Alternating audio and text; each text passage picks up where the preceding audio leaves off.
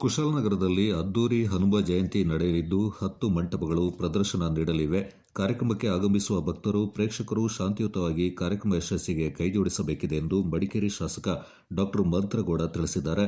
ಕುಶಾಲನಗರ ಪುರಸಭೆಯಲ್ಲಿ ನಡೆದ ಸುದ್ದಿಗೋಷ್ಠಿಯಲ್ಲಿ ಮಾತನಾಡಿದ ಅವರು, ಕಳೆದ ಬಾರಿಗಿಂತ ಈ ಬಾರಿ ಮತ್ತಷ್ಟು ಅದ್ದೂರಿಯಾಗಿ ಕಾರ್ಯಕ್ರಮ ಜರುಗಲಿದೆ. ಶಾಂತಿ ಸುವ್ಯವಸ್ಥೆ ಕಾಪಾಡಲು ಕಾರ್ಯಕ್ರಮ ಯಶಸ್ವಿಯಾಗಲು ಈಗಾಗಲೇ ಹಲವು ಪೂರ್ವಭಾವಿ ಸಭೆಯಲ್ಲಿ ಚರ್ಚೆ ನಡೆಸಲಾಗಿದೆ. ಯಾವುದೇ ಅಹಿತಕರ ಘಟನೆ ಸಂಭವಿಸದಂತೆ ಕಟ್ಟುನಿಟ್ಟಿನ ಕ್ರಮ ಕೈಗೊಳ್ಳಲು ಪೊಲೀಸ್ ಇಲಾಖೆ ಅಧಿಕಾರಿಗಳಿಗೆ ಸೂಚನೆ ನೀಡಲಾಗಿದೆ. ನಿಗದಿತ ಅವಧಿಯಲ್ಲಿ ಆಯಾ ಮಂಟಪಗಳಿಗೆ ನೀಡಿದ ಸಮಯದಲ್ಲಿ ಸರಿಯಾಗಿ ಪ್ರದರ್ಶನ ನೀಡಲು ಸಮಿತಿಯವರು ಕ್ರಮ ಕೈಗೊಳ್ಳಬೇಕಿದೆ. ಹೆದ್ದಾರಿಯಲ್ಲಿ ವಾಹನ ದಟ್ಟಣೆ, ಅವ್ಯವಸ್ಥೆ ಉಂಟಾಗದಂತೆ ಸಮಿತಿಯವರು ಸೇರಿದಂತೆ ಸಾರ್ವಜನಿಕರು ಸಹಕಾರ ನೀಡಬೇಕಿದೆ. ಭಕ್ತರು ಹೆಚ್ಚಿನ ಸಂಖ್ಯೆಯಲ್ಲಿ ಆಗಮಿಸುವಂತೆ ಶಾಸಕರು ಕೋರಿದರು.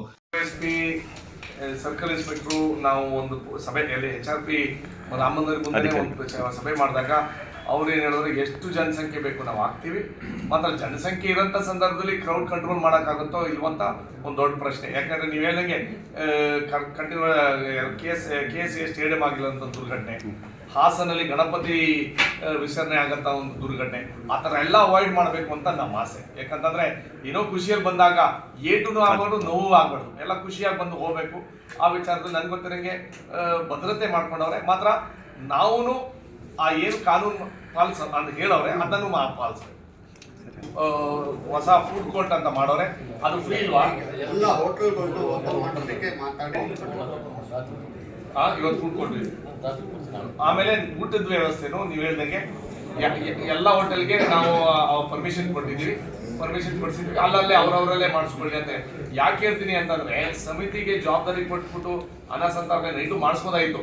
ಮಾತ್ರ ಈ ಕಾರ್ಯಕ್ರಮದಲ್ಲಿ ಪ್ಲಸ್ ಏನು ನಮ್ಮ ಮಾಡಿಸ್ಕೊಡೋದು, ಟ್ಯಾಬ್ಲೋರ್ ಓಡಾಡೋದು, ಅದಕ್ಕೆಲ್ಲ ಒಂದು ಸ್ವಲ್ಪ ಗೊಂದಾಗುತ್ತೆ ಅಂತ ಅಂದ್ಬಿಟ್ಟು ಈ ಕಮಿಟಿಗೆ ಊಟದ ವ್ಯವಸ್ಥೆ ಜವಾಬ್ದಾರಿ ತಗೋಬೇಡಿ.